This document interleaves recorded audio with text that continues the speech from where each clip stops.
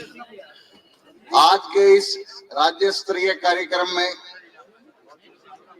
देश के बिजली क्षेत्र के सबसे जाने माने और प्रतिष्ठित नाम, प्रतिष्ठित हस्ताक्षर, बहुत ही आदर और मान के योग्य श्रीमान शैलेंद्र दुबे जी और आदरणीय मंच और मेरे साथ मंच साझा कर रहे सभी यूनाइटेड फोरम के अंतर्गत आने वाले सभी संगठनों के अध्यक्ष, सभी महासचिव, all India federation of power diploma engineers के अतिरिक्त राष्ट्रीय महासचिव भाई जयप्रकाश जी और इस कार्यक्रम को all India electricity employ social forum के माध्यम से ऑनलाइन में प्रदर्शित कर रहे, ऑनलाइन फॉर्म में प्रदर्शित कर रहे हमारे भाई अमित सक्सेना जी और विद्युत क्षेत्र के असली मालिक साथियों और मेरे पत्रकार बंधुओं, छायाकार बंधुओं और महिला शक्ति और एक छोटा सा बच्चा आया था, उसका भी नाम मैं साथ में जोड़ दूं, आंदोलन सीख रहा है। मैं आप सभी का आपको यहाँ पहुंचने पर हार्दिक अभिनंदन, हार्दिक स्वागत करता हूं और साथ ही साथ धन्यवाद भी करता हूं जिस प्रकार प्रेम उत्साह के साथ आप लोगों ने हमें यहाँ बुलाया है और अपने विचार आपके साथ साझा करने का वक्त हमें दिया। आप लोग कोई रात को 2 बजे से चल के आ रहा है, कोई रात को 1 बजे से चल के आ रहा है, कोई सुबह 6 बजे से चल के आ रहा है। आप लोगों की जो तपस्या है, मैं आपको ये यकीन, भरोसा, विश्वास दिलाना चाहता हूँ। आप अपने घर को बचाने के लिए जो तपस्या आपने शुरू करी, आप उसमें पूर्णतः सफल होंगे, इसमें कोई दो राय नहीं। मेरे भाई जयप्रकाश ने अभी आपके सामने पूर्ण वृत्तांत के रूप में उत्तर प्रदेश के आंदोलन को, जो निजीकरण के विरुद्ध उन्होंने एक कालजयी जो संघर्ष किया है, उसके पूरा वृत्तांत आपके सामने रखा है। लेकिन मध्य प्रदेश की एक सभा जबलपुर में थी परसों और आज ये दूसरी सभा यहाँ जो हो रही है भोपाल में। मैं मध्य प्रदेश में मेरे को कहने में कतई गुरेज नहीं है कि अगर उत्तर प्रदेश ने निजीकरण को रोकने का, जो असमय गेट का घोड़ा था, जिस पहियों को रोकने का काम अगर उत्तर प्रदेश ने किया था, तो आम जनमानस में, आम बिजली कर्मचारी में, आम खेती और मजदूर गरीब में अगर निजीकरण के प्रति किसी ने अलग जगाने का काम किया है और उसमें सबसे पहला नाम पूरे देश में है तो मध्य प्रदेश है साथ। इसके लिए आप सभी लोग बधाई के पात्र हैं और आप लोगों को बधाई मैं दूं या आप मुझे दो, इस बात से कोई विशेष अंतर नहीं पड़ता क्योंकि हम सब एक परिवार के साथी हैं। भारत सरकार ने आपदा में अवसर ढूंढने के नाम पे माननीय प्रधानमंत्री जी बहुत बार भाषण और प्रचार करते हैं, हम उनका बहुत सम्मान करते हैं।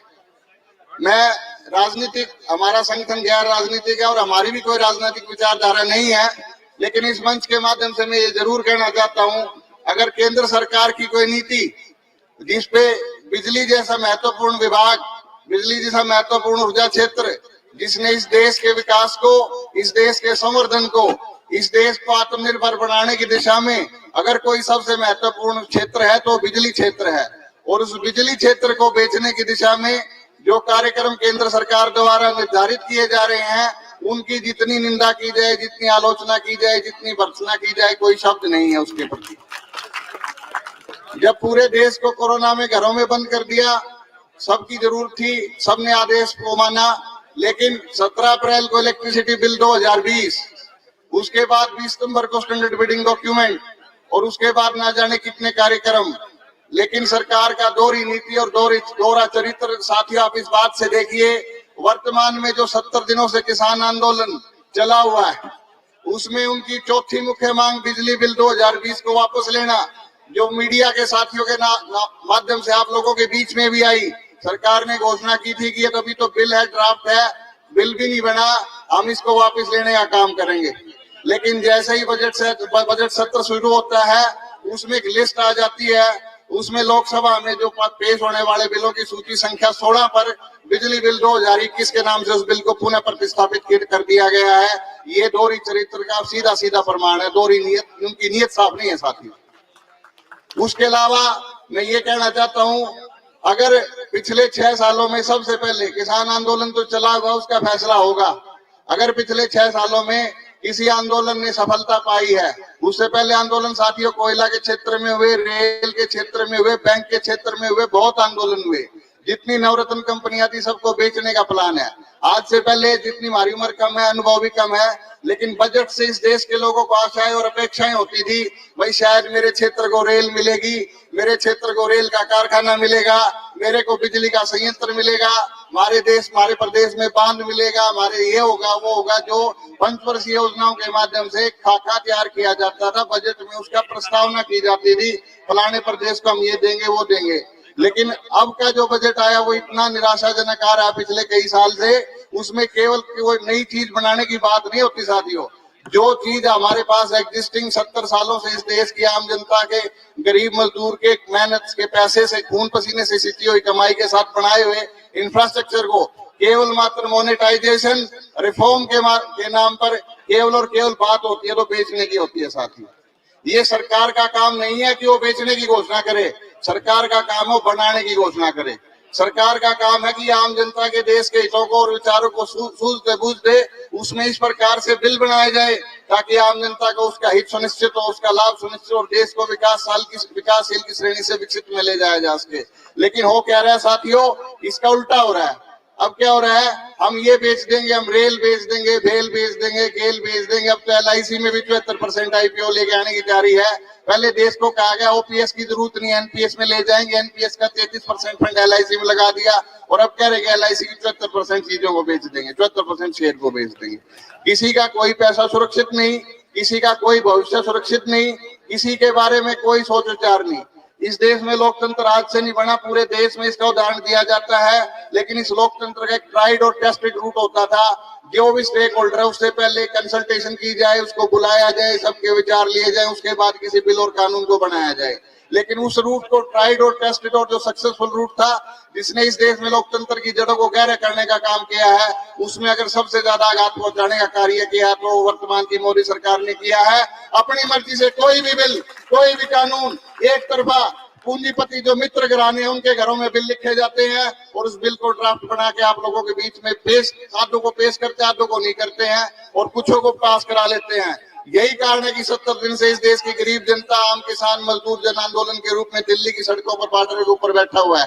हम उनके आंदोलन को विनैतिक समर्थन करते हुए हमने 3 फरवरी को पूरे देश में बिजली कर्मचारी, अधिकारियों और जूनियर इंजीनियरों ने कार्य बहिष्कार करने का जो महती काम किया और आप लोगों ने जो उसमें सहयोग किया उसके लिए भी पूर्ण धन्यवाद national coordination committee of electricity employees and engineers की ओर से आपको देना चाहता हूँ। मैं आप लोगों को एक छोटी सी कहानी सुना के ज्यादा समय नहीं लूंगा। माननीय शैलेंद्र दुबे जी हैं, वो काफी सारी बात आपके बीच में करेंगे, कुछ मैंने करी है। मैं आपको एक छोटी सी कहानी के साथ जोड़ना चाहता हूँ, अपने मन, विचार, वाणी को खोल के उस कहानी से जुड़ने की कोशिश करना चाहता हूँ। आप सब लोगों ने भेड़ियर मेमने की कहानी सुनी है। हमारा देश का जो बिजली क्षेत्र आप उसको नदी मानिए और जो हमारा जो कर्मचारी है जो रोज की नौकरी करता है, 24 घंटे की नौकरी करता है, उस नदी पे पानी पीता है, उसके प्रति पानी के रूप में उसको तनख्वाहें मिलती हैं, कार्यक्रम का उसका जीवन है, उसका सम्मान है, सब कुछ है। लेकिन ये प्रदेश की और देश की सरकार इस कर्मचारी को मेमना मानने की गलती कर बैठी है। यहाँ थोड़ी सी गलती है इस कहानी में, मैं आपको आखिर तक लेके चलूंगा, थोड़ा सा सुनना इस बात को। जैसे ही मेमना पानी पीता है तो एक भेड़िए को आप क्या समझोगे, जो पूंजीपति मित्र हैं। कौन है पूंजीपति मित्र? अडानी है, अंबानी है, टाटा, सब है, इसमें कोई नहीं बचा हुआ। वो भेड़िया उस नदी के पानी को पीना चाहता है, पूरा अपने घर लेके जाना चाहता है, पीने में भी नहीं काम चलाना चाहता है। वो जैसे ही भेड़िया आता है तो कहता है, भाई तू मेरे पानी को क्यों पी रहा है? तो कहता है कि जी पानी तो आपकी ओर से मेरी ओर आ रहा है, मैं तो आपका पानी नहीं पी रहा। बोला तूने नहीं पिया होगा, अब नहीं पी रहा तो पिछले साल पिया होगा। बोला जी ये मेरी तो उम्र ही 8 महीने है, 1 साल पहले मैं पानी कैसे पी सकता हूँ? बोला तूने नहीं पिया होगा तो तेरे बाप ने पिया होगा। वो कह रहे पूंजीपति मित्र अभी गलती नहीं हुई तो पहले गलती हुई होगी, तो इसलिए वो सारा पानी लेके जाना चाहता है। लेकिन वहां वो कहानी खत्म होती है, कह देते हैं भाई भेड़िया मेमने को मार के खा गया और सरकार भी ये सोच रही है उन भेड़ियों से इस जनता को मरवा दें और वो सारा पानी वो ले जाएं। लेकिन नहीं जाने देंगे।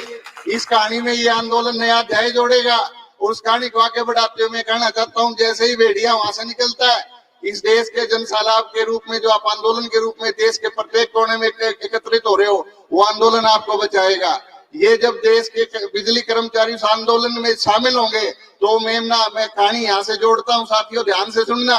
उसके बाद वो मेमना जब दूसरी तरफ जाता है तो दलदल थी आगे, वो मेमना उस दलदल में कुछ आगे तक चला जाता है और जो भेड़िया मोटा ताजा हो गया वो उसमें फंस जाता है। तो उस समय भेड़िया उसको ललकार के कहता है, इस आंदोलन रूपी धरा से इस मंच के माध्यम से कहता हूं कि भाई मेरा मालिक आएगा, मुझे तो इस दलदल से निकाल लेगा ये आंदोलन और तुझे वो मालिक मार के दिखाएगा। तो आप लोगों ने ये जो भेड़िए के रूप में हमारे को उसका शिकार बनाने की जो योजना केंद्र सरकार ने जारी कर दी है, चाहे वो किसी भी बिल के माध्यम से, चाहे बिल 20 था, चाहे बिल 21 है, चाहे स्टैंडर्ड बिल्डिंग डॉक्यूमेंट है, उसको आपने फेल करना है बिल्कुल पूर्ण तरीके से। और उसका आपने एक ही कारण, आपने कुछ नहीं करना, आपने इकट्ठा होना है। और मैं परिहार साहब का भी बहुत जबरदस्त धन्यवाद करता हूँ, आत्मीय धन्यवाद करता हूँ कि उनके नेतृत्व में एक बहुत बड़ा जनसैलाब आज यहाँ उपस्थित हुआ है। लेकिन साथियों, जब हम नेशनल कोऑर्डिनेशन कमेटी में बैठते हैं तो हमें वरीयता एकता की बात करते हैं, सभी कैडर के उसमें लोग बैठते हैं, उसमें इंजीनियर्स भी बैठते हैं, जूनियर इंजीनियर बैठते हैं, कर्मचारी बैठते हैं, आउटसोर्सिंग वालों के भी नेता होते हैं, सभी तरह के नेता होते हैं और वरीयता एकता बनाने की बात की जाती है। लेकिन जब मैं यहाँ से कह रहा हूँ कि बहुत अच्छी बात है, तो मन में कहीं ना कहीं कष्ट भी है और मैं और दुबे जी उस मामले में उस कष्ट को पूरी तरीके से ठीक करने के भी प्रयासरत है। मैं आप लोगों से भी आह्वान करता हूं और जो दूसरे लोग उनसे भी आह्वान करता हूं, इस आंदोलन के गिलास भरे रूपी पानी में इन 2 गोलियों को इस तरीके से डुबो दो कि कोई सी गोली किसी को दिखाई ना दे और ये पानी सरकार के लिए जहर हो जाए। लेकिन अगर आपकी गोलियां नहीं गुली तो पानी शायद कम ना रह जाए, उस बात का जरूर अंदेशा और उस बात के लिए मैं आपको चेताना भी चाहता हूं। लेकिन कार्यकर्ता कभी गलती नहीं करता, कभी गलती होती है तो नेतृत्व की होती है। कार्यकर्ता ने हमेशा से अपने पूरे तरीके से जोर शोर से आंदोलन में तन मन धन से आप लोग जैसे दे रहे हो हमेशा से कराने का काम किया। राम मनोहर लोहिया जी ने आंदोलन के विषय में कहा था, जो कौमें जिंदा होती हैं वो 5 साल तक इंतजार नहीं किया करती, और जो लोग कहते हैं कि भाई आप इनकी सरकार बदल जाने तक इंतजार कर लो, तो बिजली का वो क्षेत्र नहीं है। बिजली के क्षेत्र में अगर देशव्यापी आंदोलन होगा, जो कि निश्चित रूप से बहुत बड़े आंदोलन के रूप में national coordination committee of electricity employees of engineers के नेतृत्व में होगा, तो हमारे आंदोलन को खत्म होने में साथियों 70 दिन का समय नहीं लगने जा रहा। ये भारत सरकार को मैं बताना चाहता हूँ। हमारे आंदोलन का फैसला घंटों में होगा, जिस प्रकार उत्तर प्रदेश में 2 दिनों के अंदर फैसला हुआ था। अगर भारत सरकार और जो मैं मामा जी की सरकार यहाँ है, मैं उनको कहना चाहता हूँ, शिवराज जी, माननीय शिवराज जी मुख्यमंत्री हैं, वो अगर इस मध्य प्रदेश के बिजली आंदोलन को जिस प्रकार परिहार साहब ने घोषणा करी है और मंचों से घोषणा होती रही है, अगर उन्होंने किसी भी रूप में यहाँ निजीकरण की शुरुआत करने की कोशिश करी तो यहाँ के साथी तुरंत प्रभाव से लाइटनिंग एक्शन के रूप में आंदोलन शुरू करेंगे। और उसके बाद बारी आती है नेशनल कोऑर्डिनेशन कमेटी की। अगर आपके इस शांतिपूर्ण आंदोलन को आपके दबाने के रूप में किसी भी प्रकार की चेष्टा करी गई, जिस प्रकार उत्तर प्रदेश में करी गई थी, आपकी गिरफ्तारियां करेगी, आपके आंदोलन को खराब करने की कोशिश करी गई, तो पूरे भारत के बिजली कर्मचारी और इंजीनियर अधिकारी, जूनियर इंजीनियर हाथ पे हाथ के नहीं बैठेंगे साथियों। वो आपके समक्ष कंधे से कंधा मिला के आपसे आके खड़े होकर आपके आंदोलन में आके पूर्ण प्रतिभाग करेंगे। और मैं अब मामा जी का जो कहते हैं, यहाँ बहुत लोकप्रिय मुख्यमंत्री है, मामा जी के नाम से प्रसिद्ध है, तो एक मामा जी महाभारत में भी थे, लेकिन वो थे। और उत्तर प्रदेश से 2 व्यक्ति उन मामा जी के पास आए थे। उसके बाद जो हुआ था, बलराम कृष्ण जी आए थे, उसके बाद जो हुआ था वो इतिहास आप समझ सकते हो। उसी प्रकार उत्तर प्रदेश की उसी धरती से मामा जी के पास माननीय श्री शैलेंद्र दुबे और माननीय श्री जयप्रकाश जी आ चुके हैं। तो मामा जी को स्वयं समझ जाना चाहिए कि ये आंदोलन केवल मध्य प्रदेश का नहीं है, पूरे भारत के बिजली कर्मचारियों, अधिकारियों, जूनियर इंजीनियरों का संपूर्ण और समग्र आंदोलन है। आउटसोर्स और जो संविदा कर्मचारियों के रूप में जो शोषण इस बिजली बोर्ड ने 2000 की नीतियों के बाद शुरू किया है, ये एक लंबा षड्यंत्र है। आप लोग बहुत परेशान हो, मैं ज्यादा समय नहीं लूंगा, लेकिन 5-4 मिनट और आपकी व्यर्थ कर दूं तो मेरे ख्याल मेरे को सह लेना। मैं ये कहना चाहता हूं कि एक जो आर्मी पे सीमा पे खड़ा हुआ जो जवान, उसको ये पता है तेरे ऊपर बम गिरेगा तो ऊपर से गिरेगा, सामने से गोली लगेगी तो चाइना से लगेगी या पाकिस्तान से लगेगी। लेकिन अगर खंबे पे खड़ा हुआ मेरा बिजली कर्मचारी, चाहे संविदा का, चाहे आउटसोर्स का, चाहे रेगुलर लाइनमैन, उसको ये नहीं पता उसको बिजली की रूपी जो गोली लगती है जिससे उसका देहांत होता है असामयिक, उसको कहां से आगे लगती है, वो इनविजिबल गोली लगती है। साथियों, अगर देश के बिजली कर्मचारी का सम्मान करना है तो देश में एक्सीडेंट होने वाले प्रत्येक कर्मचारी को बिजली शहीद का दर्जा देना होगा और कम से कम उसके सम्मान के उसके परिवार के रूप में 50 लाख रुपए उसकी मृत्यु के 5 दिन के अंदर उस कर्मचारी को दिए जाने चाहिए, ताकि उसके परिवार का जीवन पड़ोस सके। क्योंकि वो देश की बिजली नहीं चला रहा साथियों, वो देश के विकास की धुरी है। अगर बिजली रुकी थी तो इंडस्ट्रियलाइजेशन रुकी थी, और इंडस्ट्रियलाइजेशन रुकेगी तो बहुत कुछ रुकेगा। और इस देश की इस बात का अंदाजा इस सरकार को नहीं है। जिस दिन ये बिजली कर्मचारी, जैसे हमारे माननीय परियार साहब ने कहा कि अगर हम उनको दिन के उजालों में नहीं दिखाई देते तो क्या हमारे को दिन रातों के अंधेरे में वो देखना चाहते हैं? तो अगर ये बिजली कर्मचारी चाहेगा तो रात तो अंधकार तो में होगी, दिन भी अंधकार में होगा, जिसमें सरकार को देखना मुश्किल होगा। हम आगे आगे होंगे, वो पीछे पीछे होंगे, उनको देखना और ढूंढना हमारे लिए हम नहीं दिखेंगे। आप मिलना चाहते हैं, फिर वो नहीं मिल, फिर हम नहीं मिलेंगे उनसे। माननीय रामधारी सिंह दिनकर जो राष्ट्रीय कवि भी हैं, उन्होंने एक मुहावरा कहा था, मैं आप सभी लोगों का एक शेर कहा, उन्होंने कविता की पंक्ति कही, मैं उसके माध्यम से आप सभी लोगों का आह्वान करता हूँ। कुछ लोग तटस्थ रहते हैं, अपने घरों में रहते हैं कि मेरा क्या, भाई नौकरी जाएगी, फलाने की जाएगी, डीसी रेट की जाएगी, अधिकारी की जाएगी, जेई की जाएगी, मैं नहीं आता। वो तटस्थ रहते हैं। समर शब्द का प्रयोग भाई जयप्रकाश ने भी किया। समर का मतलब वार है, समर का मतलब युद्ध क्षेत्र है। तो उसमें जो एक उन्होंने लाइन जो लिखी है, मैं आप सभी के समक्ष उसको थोड़ा ध्यान से सुनने की कोशिश करना। तो उन्होंने कहा, समर शेष है नहीं पाप का भागी केवल व्याध, ये आंदोलन चला हुआ, खत्म नहीं हुआ। जो लोग घरों में बैठे उनका आह्वान करते हुए कहता हूं, घरों से निकलिए, बाहर आइए, इस आंदोलन में शामिल होइए।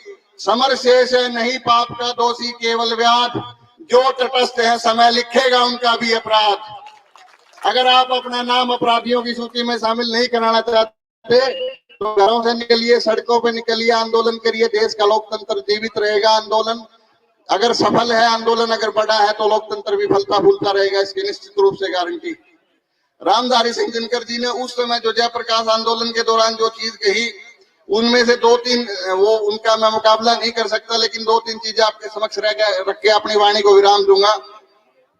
इस आंदोलन रूपी महासमर में उमड़े सभी साथियों के लिए मैं ये कहना चाहता हूं, समर शेष है जनगंगा को खुलकर लहराने दो, समर शेष है जनगंगा को खुलकर लहराने दो, शिखरों को डूबने दो, मुक्तों को बह जाने दो, पथरीली ऊंची जमीन है तो उसको तोड़ेंगे, समतल पीटे बिना समर की भूमि नहीं छोड़ेंगे।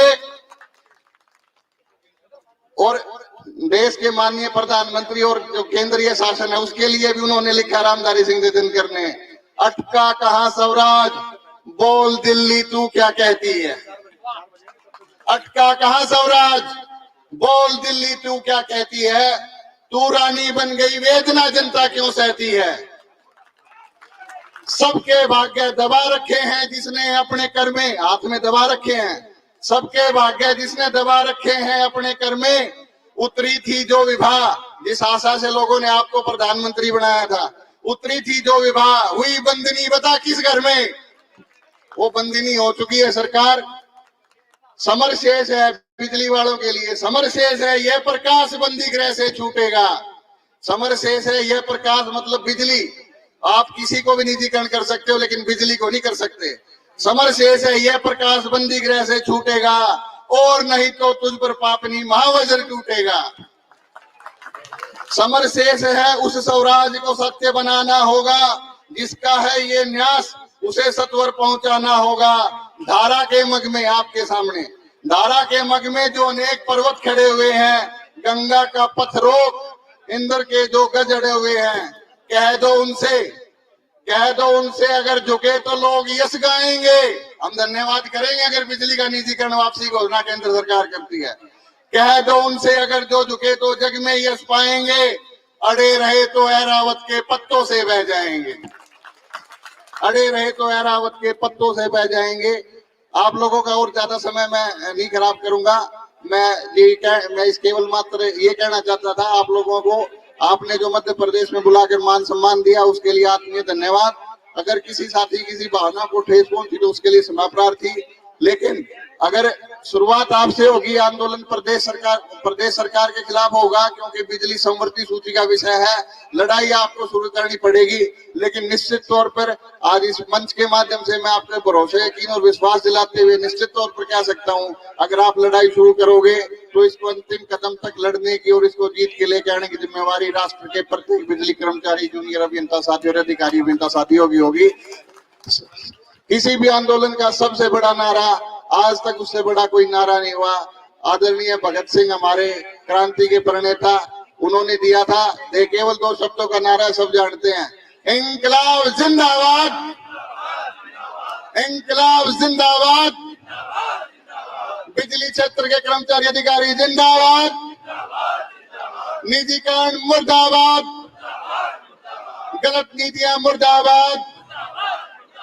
ये जो इलेक्ट्रिसिटी बिल है, इसके मामले में आके और ये कई नीतियों के तहत ये बिजली के ऊर्जा क्षेत्र के द्वार को इस तरीके से खोलना चाहते हैं ताकि जो पूंजीपति मित्र हैं उनके लिए खुली लूट के दरवाजे खुल जाएं और उनके लिए सब कुछ आसान हो जाए इस देश की संपत्ति को लूटना। लेकिन उस दरवाजे पे इनसे थोड़ी सी गलती ये होगी, अगर इन्होंने बिजली के कर्मचारियों को भी छेड़ने की थोड़ी सी जल्दी कर दी। लेकिन आखिरी लाइन ये कहता हूं, अगर बिजली के आंदोलन को छेड़ा जाएगा, बिजली को निजीकरण करने के लिए दिशा में प्रयास बढ़ाए जाएंगे, तो माननीय प्रधानमंत्री मोदी और माननीय मुख्यमंत्री मध्य प्रदेश सरकार से मैं कहना चाहता हूं, साहब ये बिजली के लोग हैं और करंट मारते हैं, अगर करंट से बचना तो शायद इनसे दूर रह लेना बहुत बढ़िया होगा। नमस्कार साथियों, धन्यवाद।